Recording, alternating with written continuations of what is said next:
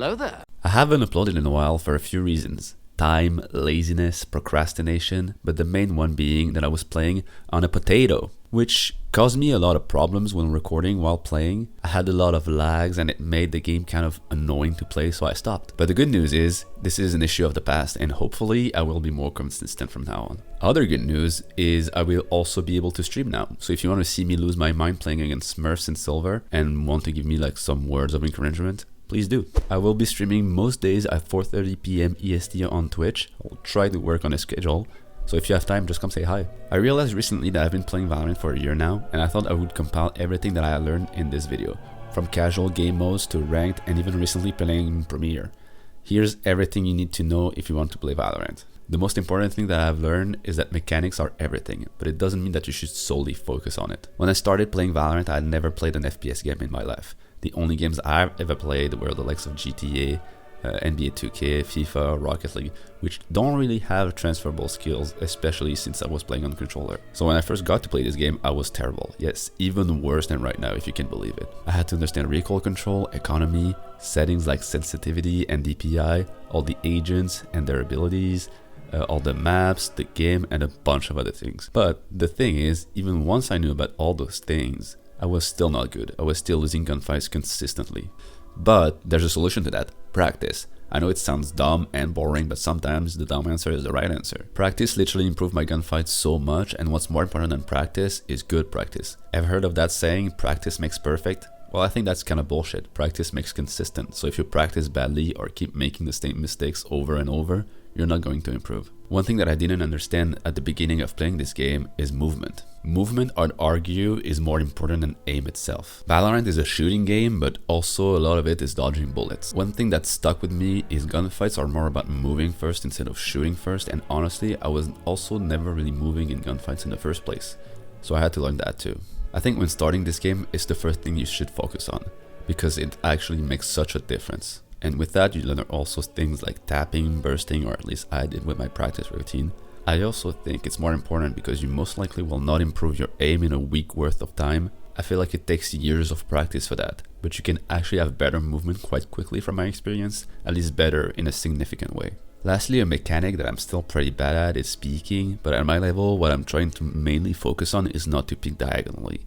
Always peek with A and D, clearing angles, and focus on crosshair placement. I will suggest you learn different types of peeks, like jiggle peeking and jump peeking, because those are very useful if you want to gather info without using utilities or bait an opponent's shot, for example. But like I said, you don't have to solely focus on mechanics. The first agent I ever played on Valorant was Sova, which is one of the agents that allows you to get away with bad mechanics, or at least that was my thought process. And I think that applies for all support agents. Learn how to use your utilities. You can learn lineups, you can learn how to smoke, you can learn a good Cypher setup, a good Killjoy setup. Basically learn anything that will give you an edge. That's what I did when I played Sova.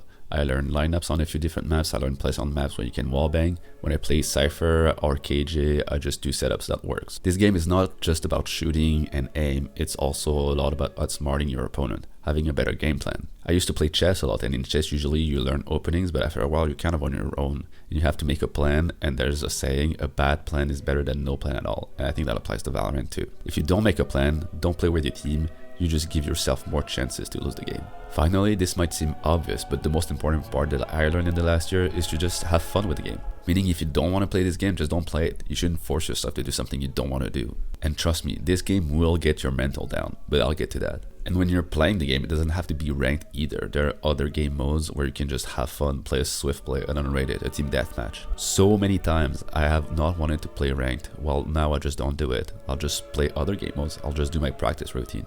And there are many reasons to not want to play ranked.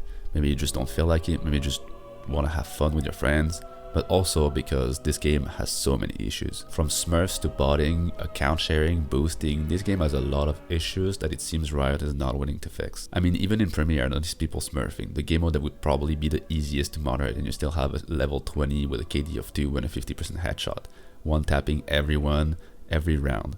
Like, I get it, in ranked the player base is huge and it's hard to moderate, but I think it's obvious that it's not an issue for Riot. It's crazy how many times this happened, and something that I notice is usually at the start of an act, you have way less of those issues, probably because everyone is on their main account grinding to get their rank. But throughout the act, it just happens more and more. People are probably just getting tired of playing on their main because in their own rank, they are getting smurfs and thinking, well, I'm gonna smurf too now. So it becomes like a vicious cycle, and it's the biggest issue with this game. I think we're starting to get to a point where they're going to have to do something about it, because I have to believe at some point people are just gonna get way too tired of this shit. Like in low elo, it's probably like half the game that have a smurf. I've actually rarely played games where smurfing is so recurrent and even just straight up accepted. I feel like it's just in this game's culture, from content creators doing Iron to Radiant Challenge or straight up boosting other people, and honestly I can't blame them. This game has very little content apart from playing ranked. There's not much to do.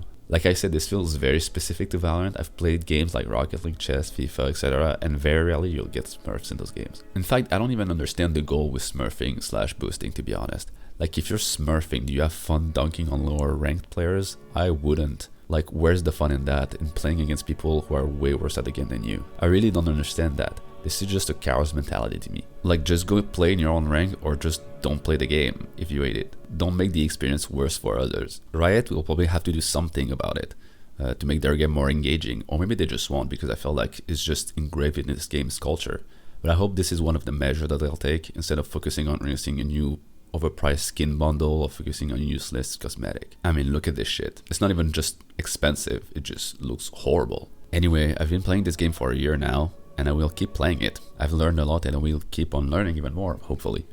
My goal for this year is actually to reach plat, which I think is doable if I keep practicing and stay consistent. So if you want to see my journey to plat, make sure to subscribe to this channel to not miss any updates and watch me play on stream. Like the video if you find this useful. I'll see you in the next one.